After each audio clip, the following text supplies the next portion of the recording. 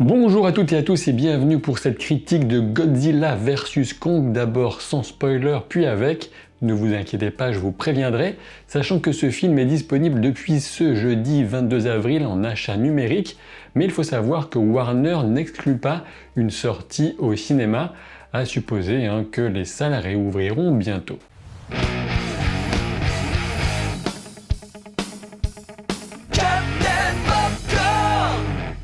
Si on cherchait à définir très rapidement Godzilla vs Kong, je pense qu'on pourrait retenir le terme de roller coaster ou de grand 8 si vous préférez, et je ne veux pas dire par là qu'il y aurait des hauts et des bas dans le film, non, littéralement il s'agit d'une attraction de fête foraine. Et on a même quelques moments dans le film où les personnages font quasiment des tours de manège. Résultat pour vous spectateurs, si monter à bord d'un grand 8 et crier en levant les bras en l'air vous convient, eh bien il est possible que ce film vous intéresse, puisque vous n'y trouverez rien de plus. En effet, il y a deux façons très différentes d'aborder ce film. Première approche, vous venez pour de la baston pure et dure entre deux titans en vous foutant totalement du reste, et notamment du niveau de débilité aux alentours.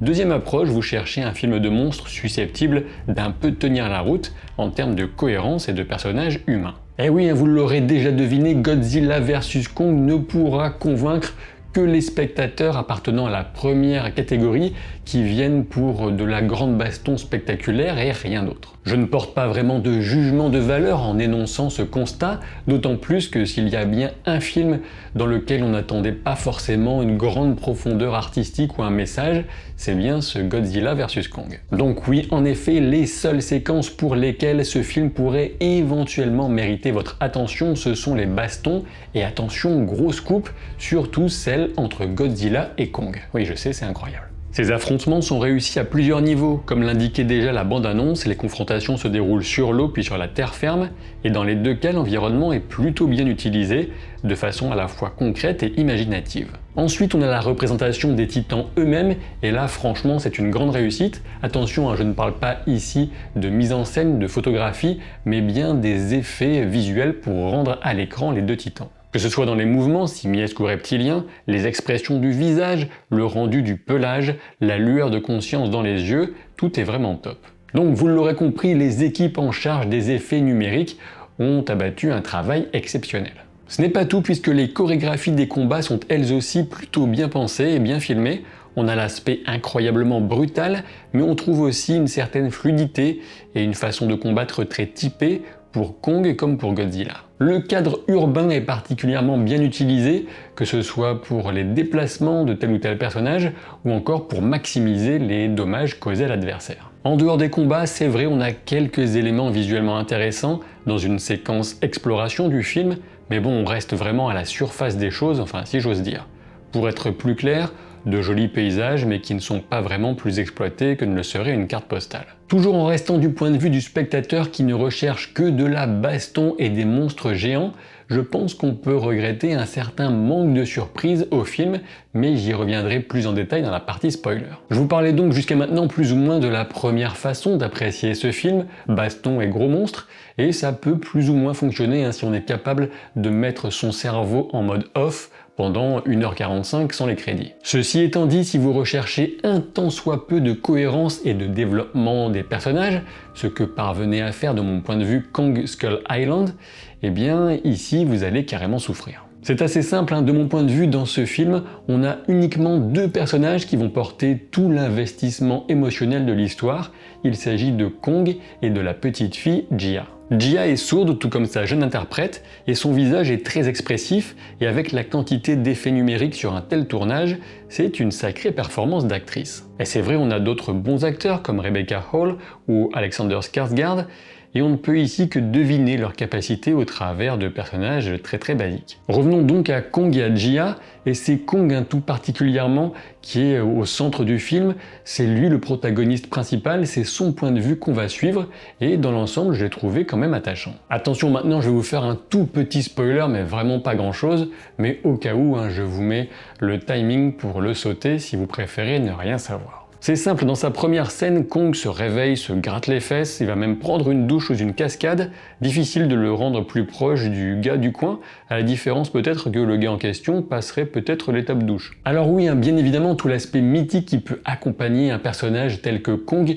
disparaît totalement, ça passe à la trappe, et à la place, on a une approche qui peut éventuellement fonctionner, une approche plutôt bas de plafond quand même, avec ce côté peluche géante, aussi attachante que potentiellement dangereuse. La relation privilégiée entre Kong et Jia n'a pas plus de sens que ça, mais peu importe, c'est beau, on a envie d'y croire et ça fonctionne. Et vous pouvez ajouter à cette étrange recette une bonne pincée de chansons sympathiques qui vont nous rendre le grand singe et son périple encore plus humain, et voilà. Du côté de Godzilla maintenant, on a là aussi totalement perdu toute la mystique qu'on pouvait avoir auparavant autour de ses apparitions, et la perte n'est pas ici contrebalancée par une sympathie pour le personnage, bien au contraire, Godzilla n'est plus qu'un lézard géant très fort et très mécontent. Pour ce qui est du reste du film, maintenant disons que c'est totalement n'importe quoi. Je pense vraiment que c'est un résumé respectueux de ce que le film nous propose, en tout cas autant que le respect accordé au cerveau du spectateur. Alors bon, est-ce que ça vaut le coup d'acheter numériquement ce film? Je vais essayer d'être un peu moins catégorique que je ne l'avais été pour Wonder Woman 1984. Si les quelques points positifs que j'ai évoqués vous suffisent, je pense que ça devrait passer de justesse. Mais il faut bien avoir conscience qu'on a juste du gros bourrinage visuellement plutôt sympa, avec beaucoup d'ineptie, de stupidité autour. Donc si ça vous convient, allez-y. Et je vous le rappelle au moins encore une fois pour que vous ne vous sentiez pas pris en traître, n'attendez aucune surprise de ce film. À la limite, si vous n'avez vu aucune bande-annonce, peut-être que vous aurez une demi-surprise, je vais être gentil, mais pas plus. Il est temps maintenant de passer à la partie spoiler pour ceux qui veulent plonger un peu plus loin dans les entrailles de la bête. Alors qu'on soit bien au clair maintenant, nous sommes entre gens qui ont vu le film. On peut supposer que le film et ceux qui le font ont conscience que c'est du grand n'importe quoi. Mais quand même, au-delà des prouesses numériques et des combats bien pensés et bien réalisés, difficile de ne pas retenir ce film comme la plus parfaite incarnation de la notion de raccourci scénaristique, notamment lorsque Godzilla va littéralement trouer le scénario avec son souffle nucléaire pour lancer le troisième acte. Et oui, on peut en ricaner, tout comme Godzilla quand il parvient à toucher Kong avec son souffle quelques temps plus tard. Godzilla, parlons-en encore un peu, il est ici utilisé uniquement sous forme de menace, de destruction ultime et implacable. Alors c'est un peu basique, mais ça fonctionne plus ou moins. On peut quand même remarquer que ce Godzilla est nettement plus dangereux et plus fort en 1 contre 1 face à Kong que plus tard face à Mechagodzilla, mais bon, admettons. Concernant maintenant la nette victoire de Godzilla sur Kong, ce n'est absolument pas une surprise.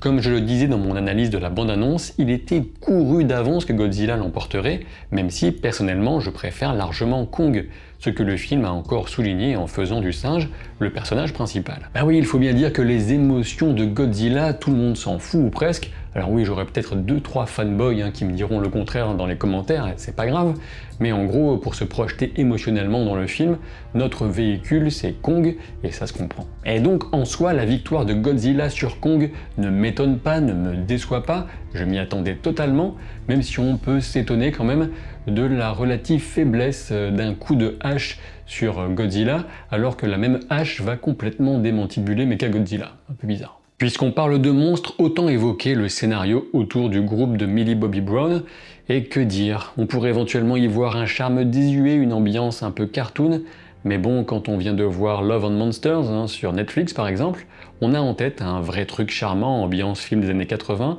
donc délicat de s'ambiancer pour ces détours sans intérêt. Et le summum de la gêne vient sans doute avec le rôle de Kyle Chandler.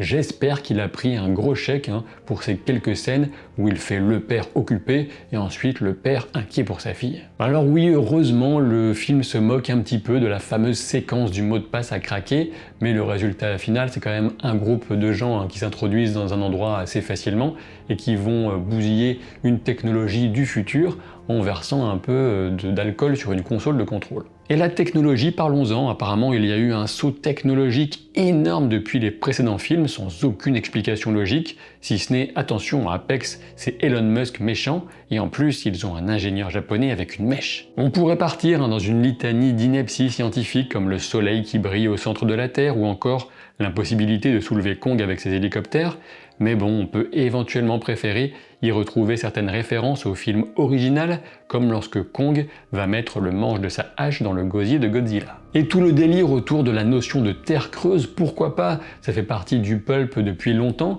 même avant que le pulp existe, même avant Jules Verne, puisqu'on en trouve la première trace a priori dans un roman de 1741 de Ludwig Holberg. Dans l'ensemble, visuellement, c'est plutôt intéressant cette terre creuse, mais ce n'est malheureusement pas du tout exploité, si ce n'est comme prétexte pour refiler une arme à Kong, et puis nous montrer deux petits monstres bonus, ces lézards volants à collerette. La plus grande déception provient de mon point de vue de l'absence totale de surprise, puisque la bande-annonce et même les visites de tournage, je ne sais pas comment ils sont pris, avaient gâché le secret de Mechagodzilla, et même de l'apparition de ces deux reptiles volants complètement pourris, et on n'a aucun autre titan, aucun autre kaiju, et ça franchement c'est un peu naze. On peut aussi se dire, c'est vrai que c'est logique étant donné la relativement courte durée de ce film, mais moi j'avais préféré la diversité de Godzilla King of the Monsters, avec toutes les ambiances visuelles et de couleurs qu'on avait autour de Rodan, de Mothra, etc.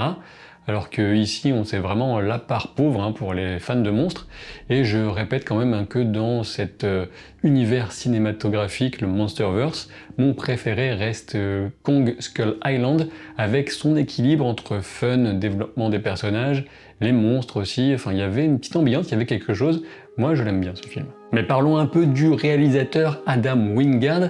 Auparavant, il avait commis un remake absolument sans intérêt de Blair Witch, ainsi que cette atrocité qu'est l'adaptation de Death Note sur Netflix. Et franchement, je dois vous avouer qu'avec un tel CV, je ne comprends pas comment il a pu obtenir les rênes d'un budget aussi colossal. Alors visuellement, c'est plutôt réussi, même si on peut mettre plutôt ça au crédit des équipes des effets numériques. Et puis bon, on a quelques effets de néon qui ne sont pas dégueux, mais on va dire que c'est loin d'être subtil. Et ce n'est pas tout, puisque maintenant, après avoir vu ce film Godzilla vs Kong, je peux dire oui, j'ai très peur pour les deux prochains projets de ce garçon, Adam Wingard, qui veut s'attaquer à Cosmocats, un dessin animé des années 80 de mon enfance, mais aussi à une suite totalement inutile bien sûr, de Volte-Face, le grand classique du film d'action par John Woo. Ça va piquer, je vous préviens. Quoi qu'il en soit, je vous donne rendez-vous ce soir, ce jeudi 22 avril à partir de 21h15 sur Twitch pour discuter en live de ce film, si ça vous intéresse, mais aussi d'Emilia Clarke qui arrive dans le Marvel Cinematic Universe, des informations sur Spider-Man, des nouvelles négociations, mais aussi de la hype qui monte pour la série de fantasy qui commence demain sur Netflix, Shadow and Bone, et puis si ce t-shirt Peaky Fucking Blinders vous intéresse, vous trouverez un lien en description de la vidéo. Et bien sûr, si vous ne vous abonnez pas à la chaîne, si vous ne laissez pas un pouce en l'air, je serai obligé de sévir et de vous faire vivre dans le cerveau de ceux qui ont écrit le script de ce Godzilla vs Kong. Et là, je pense que vos neurones vont fuir à une vitesse démesurée. Je vous dis à très vite pour de nouvelles aventures. Salut!